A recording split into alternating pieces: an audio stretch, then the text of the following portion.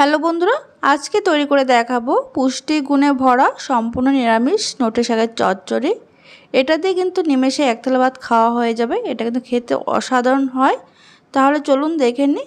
এখানে দেখুন নোটে শাকের চচ্চড়ি বানানোর জন্য কেটে রেখেছি আলু, কুমড়ো আর বেগুন।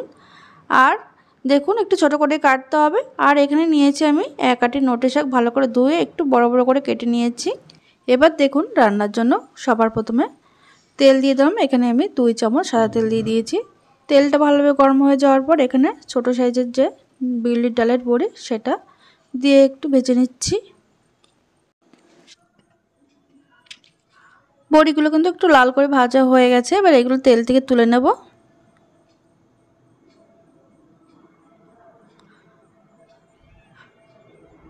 নোটে শাক যদি এইভাবে রান্না করা হয় তাহলে দেখবেন বাড়ির সবাই কিন্তু খুব মজা করে খাবে।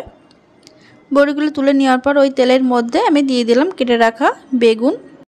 তারপরে দিয়ে দিলাম সামান্য নুন দিয়ে এবার বেগুনগুলো একটু লাল করে ভেজে নেব।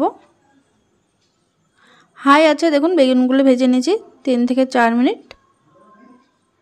বেগুনগুলো কিন্তু খুব সুন্দর ভাজা হয়ে গেছে। এবার এগুলো তেল থেকে তুলে নিচ্ছি।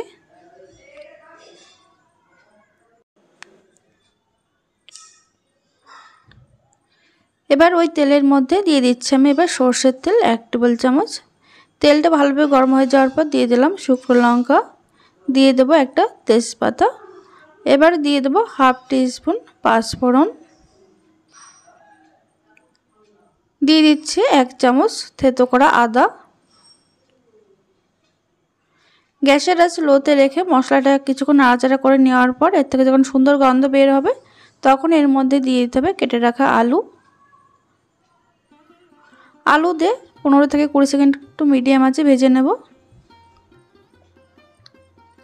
ভেজে নেওয়ার পর এবার এর মধ্যে দিয়ে দিচ্ছি কেটে রাখা কুমড়ো।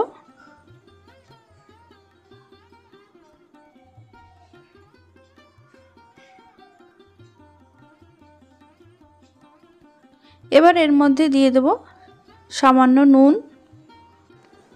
তারপরে দিয়ে দেব এর মধ্যে সামান্য একটু হলুদ। নুন আর হলুদ দিয়ে আলুগুলো একটু ভেজে নিতে হবে কিছুক্ষণ। গ্যাসের আঁচ একদম লো টু মিডিয়ামে রেখে ঢাকা চাপা দিয়ে এটা 2 মিনিট হতে দেব। এতে করে আলু আর কুমড়োটা কিন্তু অনেকটাই নরম হয়ে যাবে। 2 মিনিট পর ঢাকনাটা খুলে নিয়েছি।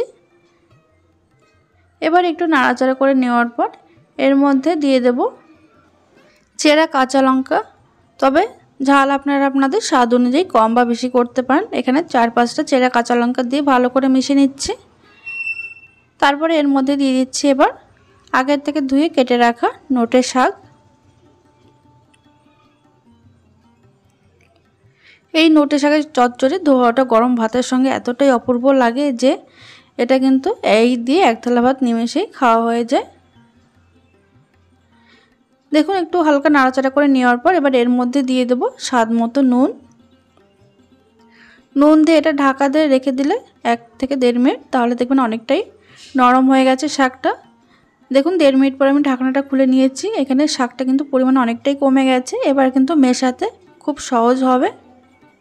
এবার খুব ভালো করে মিশিয়ে নিতে হবে।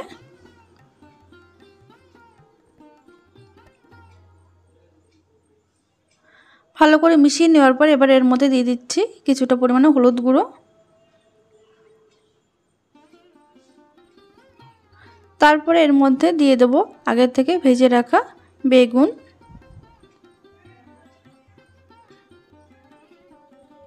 বেগুন দিয়ে ভালো করে মিশিয়ে গ্যাসের আঁচ একদম লো টু মিডিয়ামে রেখে এটা 3 থেকে 4 মিনিট কিন্তু রান্না করে নিতে হবে।